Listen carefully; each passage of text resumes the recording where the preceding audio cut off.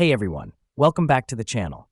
Today, we're switching gears and diving into auditing and attestation, one of the most underestimated but heavily tested sections of the CPA exams. Here's the plan. We're going to power through 10 multiple-choice questions together, where we'll walk through it step by step just like on exam day. So please, choose a playback speed that best suits you, and let's get right into it. Question. You are the senior auditor for Hillside Healthcare and are performing substantive analytical procedures during year-end testing of revenue recognized under ASC 606. Management reports a significant increase in patient service revenue due to a new outpatient program. Materiality for the audit is $200,000. Revenue increased from $4 million to $4,600,000, and based on historical performance and market conditions, an 8% growth rate is reasonable. Your objective is to design a substantive analytical procedure that evaluates the reasonableness of the recorded revenue and identifies any material unexplained variance for follow-up. Which of the following procedures best addresses the risk of material misstatement using substantive analytics at year-end? The options are: Option 1.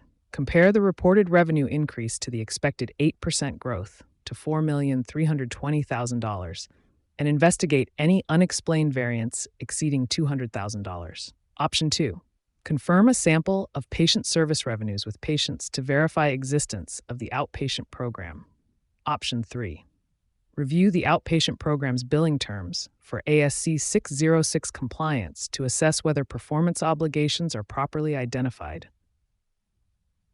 Option 4. Recalculate the increase percentage and compare it to 8%, investigating any variance exceeding $100,000. This question is all about evaluating the reasonableness of recorded revenue and identifying any material unexplained variance. Now, let's connect this to the standards.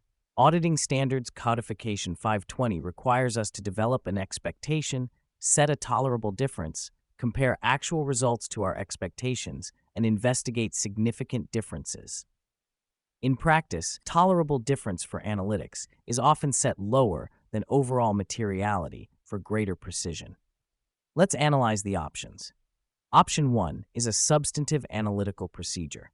It calculates an expected revenue of $4,320,000 by applying the 8% growth rate to the prior year's revenue of $4 million. Comparing this to the actual revenue of $4,600,000 shows a variance of $280,000. This variance exceeds the $200,000 materiality threshold, requiring investigation, aligning with 520's requirements and AUC 320 on materiality. Option 2 involves confirming patient service revenues. This is a test of details under AUC 505, addressing existence or occurrence, not the analytical procedure needed here. Option 3 involves reviewing billing terms for ASC 606 compliance. However, this is a control or compliance step, not a comparison of expectations to recorded amounts. Finally, Option 4 applies an arbitrary $100,000 threshold instead of the stated $200,000 materiality, which conflicts with AUC 320's requirement to align significance thresholds with established materiality. The correct answer is Option 1, because it directly applies substantive analytical procedures to assess reasonableness and identifies material unexplained variances for follow-up. Question. National Realty LLC, a private real estate company, recently expanded into multiple states and implemented new property management software to track rental agreements and payments. Reported rental income has increased significantly compared to prior years. As the senior auditor, you note that the software's integration with the accounting system has not been fully tested. Your risk assessment focuses on the completeness of rental income. Which of the following audit procedures would most directly address this risk? The options are: Option 1. Compare total rental income recorded in the general ledger to the rent roll generated by the property management software and investigate any differences. Option 2. Trace a sample of executed rental agreements from the property management software to the general ledger to verify that all rental income is recorded. Option 3. Perform analytical procedures by comparing rental income trends to prior years and to industry averages. Option 4. Review the software implementation documentation and obtain a management representation letter confirming that all rental income contracts are recorded. This scenario focuses on the completeness assertion for rental income, making sure all rental agreements are captured in the financial statements.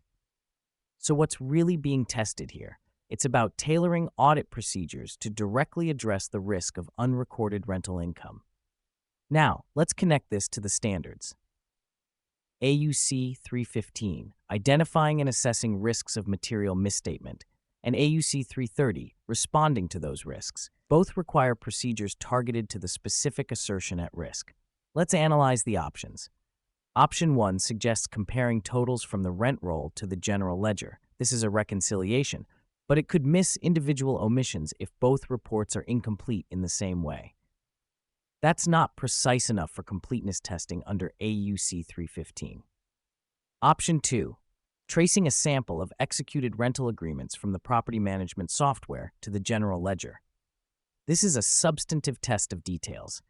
It directly addresses completeness by confirming that all contracts result in recorded revenue. This aligns perfectly with AUC 315 and AUC 330. Option 3 proposes analytical procedures like trend and benchmark comparisons. These can flag unusual fluctuations, but they don't by themselves prove that all rental income was recorded. AUC 520 notes they're less precise than direct tests. Option 4, reviewing documentation and obtaining management representations. This is only inquiry level and internal evidence, less reliable than direct testing. The correct answer is option 2, tracing rental agreements to the general ledger to confirm all income is recorded. Question. Your firm is auditing a non-issuer, Innovative Trust LLC, a large financial services company. As the forensic specialist on the engagement, you are conducting procedures when you learn that within the past year, the audit firm provided IT systems implementation consulting to the client. The fees for these consulting services were material to the firm's total revenue. With the audit in progress, you must decide how to address potential threats to independence in accordance with the AICPA Code of Professional Conduct. What is the most appropriate next step? The options are: Option 1. Continue with the audit engagement as planned, since the consulting services were unrelated to the audit of the financial statements. Option 2. Disclose the provision of consulting services to those charged with governance and proceed as approval from the audit committee resolves independence concerns. Option 3. Evaluate the significance of the consulting services to the firm's revenue and determine whether appropriate safeguards, such as rotating key audit partners or involving an independent review partner, can reduce independence threats to an acceptable level. Option 4. Immediately withdraw from the audit engagement, since providing any consulting service to an audit client always impairs independence under the AICPAC Code. Time for professional judgment. This question is all about understanding independence threats in the context of the AICPA Code of Professional Conduct. Now, let's connect this to the standards. The AICPA Code requires us to evaluate threats to independence and apply safeguards if necessary, especially when non-audit services are material to the firm's revenue, because that creates a significant self-interest threat. Let's analyze the options. Option 1 suggests that independence threats only matter if consulting services directly relate to the financial statements. This is misleading because the AICPA Code emphasizes both independence in fact and independence in appearance, so it's not just about direct relationships. Option 2 involves relying solely on audit committee approval to eliminate an independence threat. However, under the AICPA Code, this alone is not enough. Significant threats require more substantive safeguards than just approval. Option 3 proposes evaluating the significance of consulting services and applying safeguards like rotating key audit partners or involving an independent review partner. This aligns perfectly with the AICPA Code, addressing both self-interest and self-review threats effectively. Finally, Option 4 assumes that all consulting services impair independence. While some may, the code requires us to assess the nature and significance before concluding. The correct answer is option 3, because evaluating the significance and applying appropriate safeguards ensures compliance with the AICPA code, reduces threats to an acceptable level, and maintains public trust. Question. The Board of Directors requests an audit opinion on Southern Products Incorporated's financial statements. During the current year audit, you note that management changed its inventory valuation approach as part of a new just-in-time process. The change affects inventory and related ratios, e.g., current ratio, compared with the prior period. Management's note disclosures describe the nature of and reason for the change, the method applied, and the material effect on the current period. The prior period is presented on a comparable basis with appropriate discussion of comparability. Your procedures obtained sufficient appropriate audit evidence regarding the change and related disclosures. No scope limitations or departures from the applicable financial reporting framework were identified. Considering AUC 700, AUC 705, AUC 706, and AUC 708, which reporting outcome is most appropriate? The options are: Option 1. Issue an unmodified opinion with no additional paragraphs, as the change is part of normal business practice and no further reporting is required. Option 2. Issue an unmodified opinion and include an emphasis of matter paragraph describing the change in accounting principle and its material effect on comparability. Option 3. Issue a qualified opinion due to the effect of the change on liquidity ratios, which indicates a potential material misstatement. Option 4. Issue a disclaimer of opinion because the impact of the change on financial metrics introduces uncertainty that precludes forming an opinion. This conclusion scenario brings us to a critical aspect of audit reporting. So, what's really being tested here? This question is all about understanding when to modify an audit opinion due to a change in accounting principle. Now, let's connect this to the standards. We're looking at AUC 700, 705, 706, and 708. These guide us on forming the opinion and when to include an emphasis of matter paragraph. Let's analyze the options. Option 1 suggests issuing an unmodified opinion with no additional paragraphs. This is incorrect because AUC 706 requires highlighting a material change in accounting principle with an emphasis of matter paragraph to alert users to consistency issues. Omitting this paragraph would undercommunicate important information. Option 2, issue an unmodified opinion and include an emphasis of matter paragraph. This is correct. AUC 706 specifies that a material change, when properly accounted for and disclosed, should be highlighted, while AUC 700 allows an unmodified opinion if the statements are fairly presented. This ensures users are aware of the change's significance without suggesting a misstatement. Option 3 recommends a qualified opinion, but AUC 705 says qualifications are for material misstatements or scope limitations. Neither applies here, since the change was accounted for correctly and fully supported by evidence. Option 4 proposes a disclaimer of opinion, but that's only appropriate when pervasive scope limitations or other issues prevent obtaining sufficient evidence, which isn't the case here. The correct answer is Option 2. An unmodified opinion with an emphasis of matter paragraph communicates the change clearly while confirming the statements are still fairly presented. Question. Near year-end, Atlantic Productions LLC finalized several large contracts. As the staff auditor, you are testing the cutoff assertion for revenue. Some sales recorded in the last week of the fiscal year may relate to goods shipped or services completed after year-end. Which of the following audit procedures would provide the most reliable evidence regarding the cutoff assertion for these transactions? The options are: Option 1. Inspect contracts and agreements to verify the terms and conditions of the transactions. Option 2. Obtain written confirmations from customers about the transaction dates and amounts. Option 3.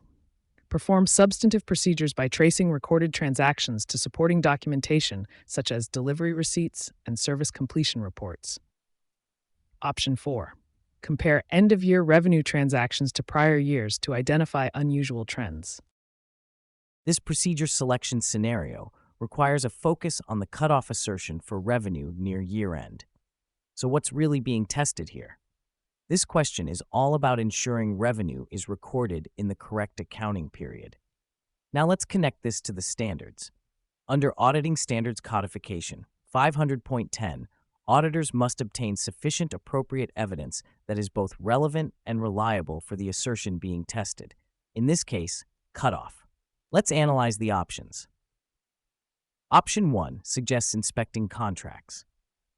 While this verifies the terms and conditions, it does not confirm the actual timing of shipment or service completion, meaning it does not directly test cutoff.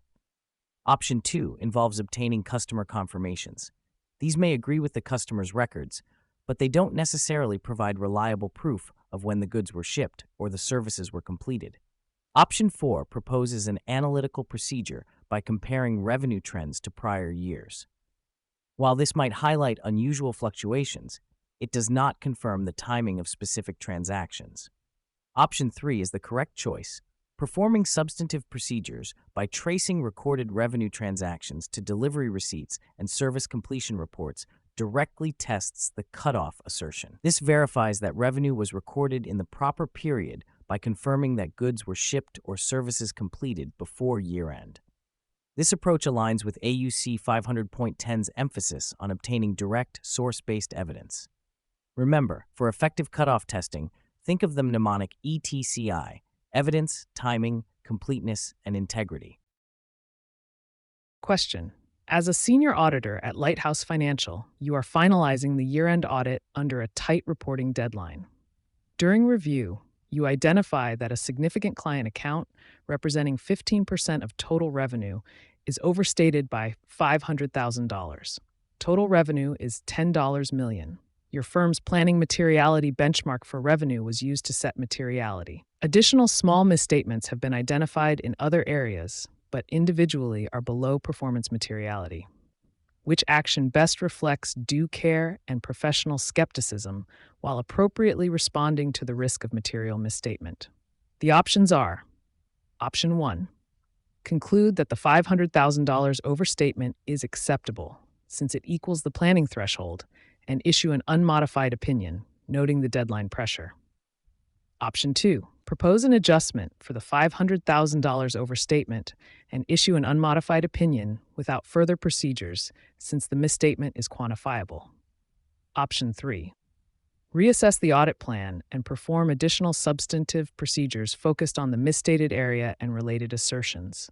Evaluate the aggregate effect of all identified misstatements and consider management's proposed adjustments before concluding.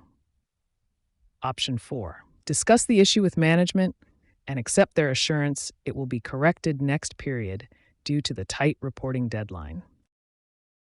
This question focuses on materiality and the auditor's response to the risk of material misstatement. Now let's connect this to the standards. Materiality is not just a number, it's a matter of professional judgment that considers both quantitative thresholds and qualitative factors, including the aggregate effect of all misstatements. Let's break down the facts. The $500,000 overstatement equals 15% of total revenue and matches the planning materiality benchmark of 5% of $10 million. But here's the key point. Planning materiality is a starting point, not a strict cutoff. At the final evaluation stage, all known misstatements, no matter how small individually, must be aggregated to assess their total effect. Let's analyze the options. Option 1 treats planning materiality as a hard limit, ignoring aggregation and qualitative factors. This falls short of due care. Option 2 proposes a single adjustment without reassessing risks, overlooking the possibility of aggregate material misstatement. Option 4 defers correction to the next period due to deadline pressure. This directly conflicts with integrity, objectivity, and due care. The current statements must be fairly presented before issuing an opinion. Option 3 is correct. Reassessing the audit plan, performing additional substantive procedures on the misstated area and related assertions, and evaluating the aggregate effect of all identified misstatements, while considering management's proposed adjustments, demonstrates both due care and professional skepticism. Remember, materiality is about context as much as calculation.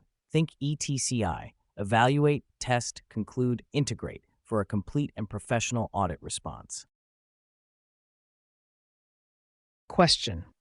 Northern Farms, LLC, recently expanded into several new agricultural product lines. This has resulted in a significant increase in inventory levels. The audit team notes a decrease in the inventory turnover ratio compared to prior years. Management explains that the increase is due to the strategic expansion and provides internal reports showing growth in the number of SKUs. As the auditor, you must evaluate procedures for assessing the risk of material misstatement in inventory valuation and allocation. Which of the following audit approaches would be inappropriate in this situation? The options are: Option 1.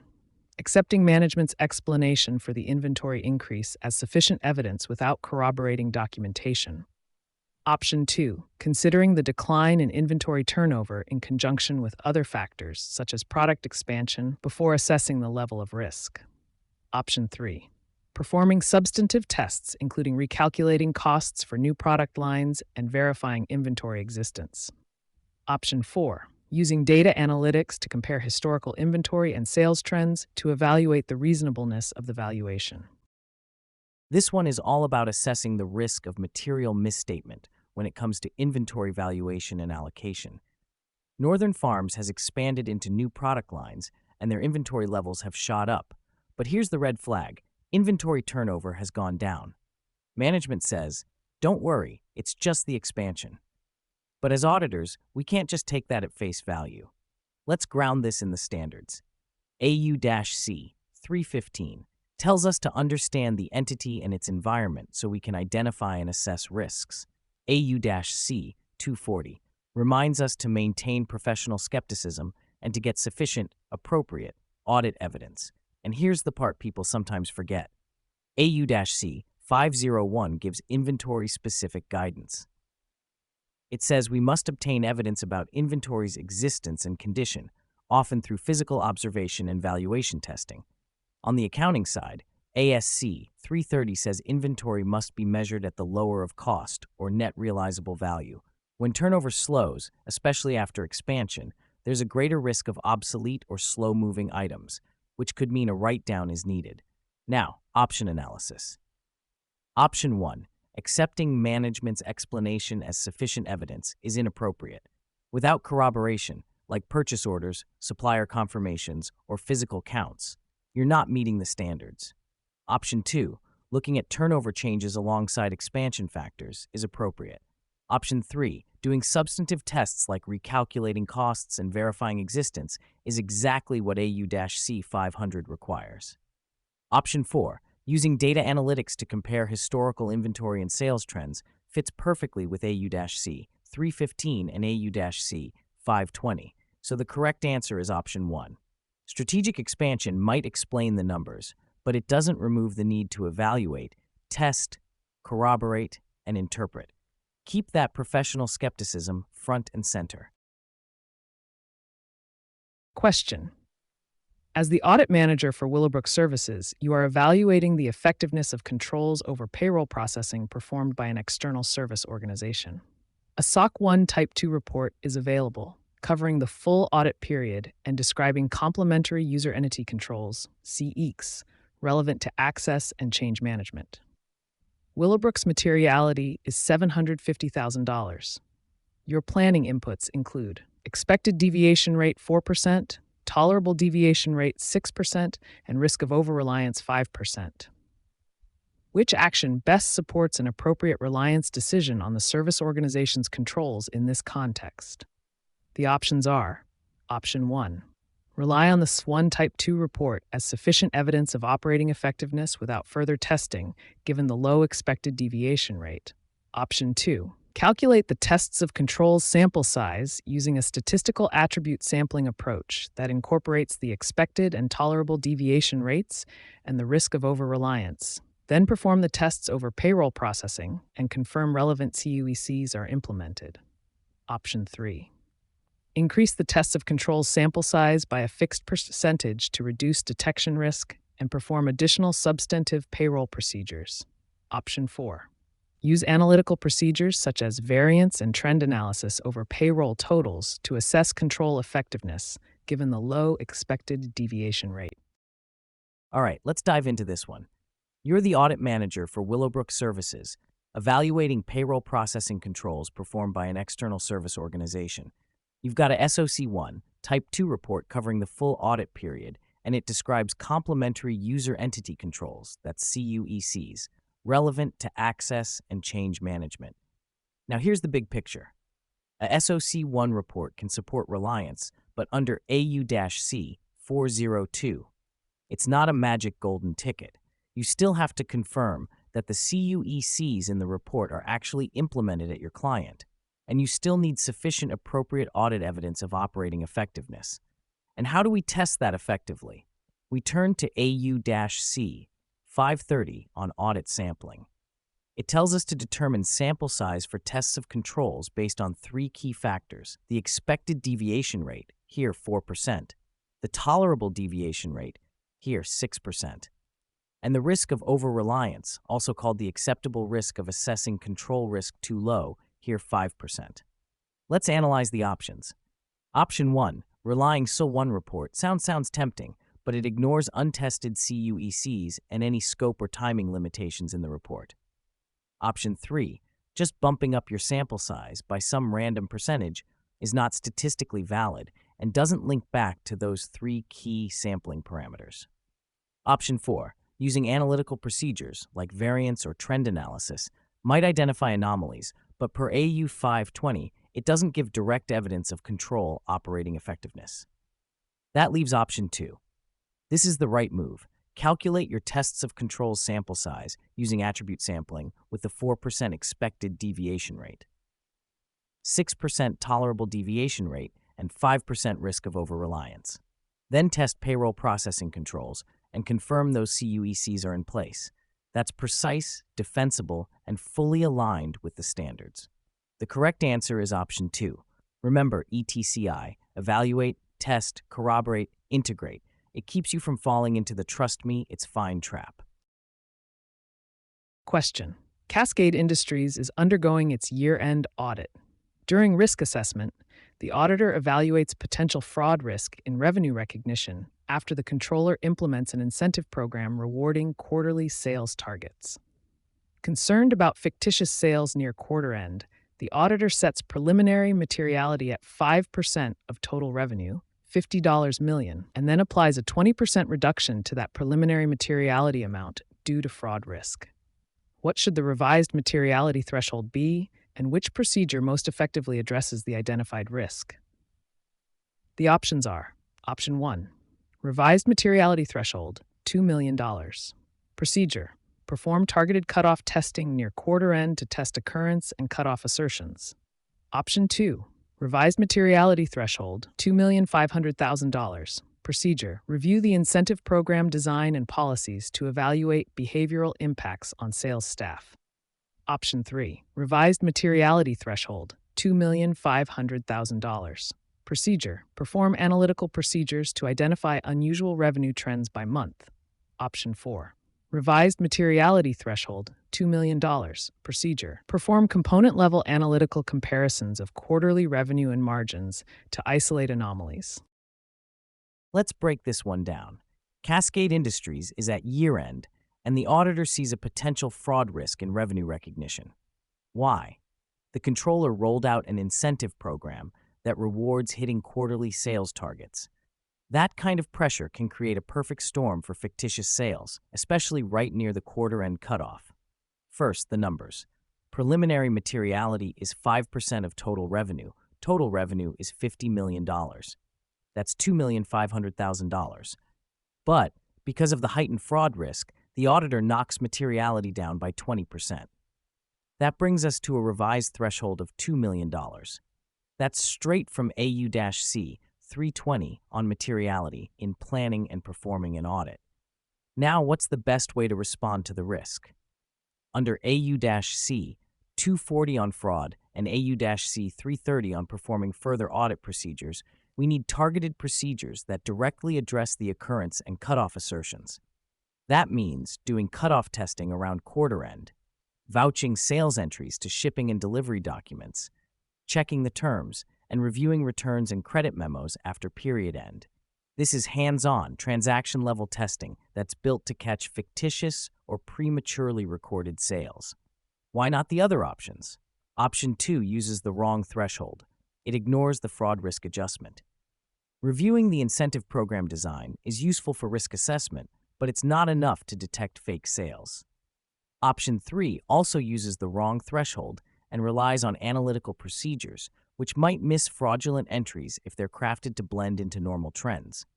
Option 4 has the right number, but high-level analytics by component are too indirect compared to detailed cutoff testing. So the answer is option 1, revised materiality of $2 million and targeted cutoff testing near quarter end. Remember, fraud risk in revenue recognition often hides at the cutoff. The more pressure there is to make the numbers, the closer you need to look at the period end entries. Question: Silverbrook Industries is undergoing its year-end audit. The audit team is evaluating reliance on IT controls over sales processing operated by an external service organization. A recent SOC 1 Type 2 report, covering the current period, indicates a 2% deviation rate. The auditor's tolerable deviation rate is 5%. Complementary user entity controls, SEECs, relevant to access and change management, are described in the report. The auditor plans to test a sample of 200 transactions. Based on AUC 330 and AUC 402, which action best supports an appropriate reliance decision on the service organization's controls? The options are: Option 1. Rely solely on the SOC 1 Type 2 report because the deviation rate is below 5% and reduce planned testing to walkthroughs only. Option 2. Treat the SOC 1 Type 2 report as sufficient evidence of control operating effectiveness without considering report period, scope, or subservice organizations. Option 3. Increase substantive testing and forego tests of controls due to the presence of any deviations in the report. Option 4. Perform tests of controls on a sample of 200 transactions and evaluate whether Silverbrook has implemented the relevant CUEs described in the SOC 1 Type 2 report to support reliance. This scenario is all about evaluating whether we can rely on IT controls at a service organization. The context: Silverbrook Industries uses an external service provider for sales processing. We have a SOC 1 Type 2 report covering the current period. It shows a 2% deviation rate, which is below our 5% tolerable deviation rate. That's good news, but it's not the whole story. Under AU-C 402, we must understand the service organization's controls, the scope and timing of the report, whether subservice organizations are involved, and whether complementary user entity controls, the CUECs, are actually in place at Silverbrook. Under AU-C 330, we respond to assessed risks by performing further procedures, in this case, tests of controls on the planned sample of 200 transactions. This, combined with confirming the CUECs are implemented, gives us sufficient appropriate evidence for reliance. Let's review the options. Option 1, relying solely on the SOC report and doing walkthroughs, ignores CUEC verification and doesn't address timing or scope limitations. Option 2, treating the SOC report as sufficient without considering scope, subservice organizations, or CUECs, skips critical AUC 402 requirements. Option 3, abandoning controls testing because of any deviations, is inconsistent with AUC 330. A deviation rate below tolerable can still support reliance with proper testing. Option 4, performing tests of controls on the 200 transactions and evaluating CUECs, aligns exactly with AUC 330 and AUC 402. Bottom line, the correct answer is option 4. Think TCC, test the controls, confirm the CUECs, conclude on reliance. All right, that's a wrap for today's practice run. Thanks so much for watching. I hope walking through these questions gave you more clarity and confidence for exam day. If you found this helpful, don't forget to like the video and subscribe to the channel so you don't miss any future walkthroughs. Up next, we're sticking with AUD, but we're going deeper. A full auditing and attestation task-based simulation from start to finish. You're not going to want to miss that one. Until then, keep practicing, stay focused, and I'll see you in the next video.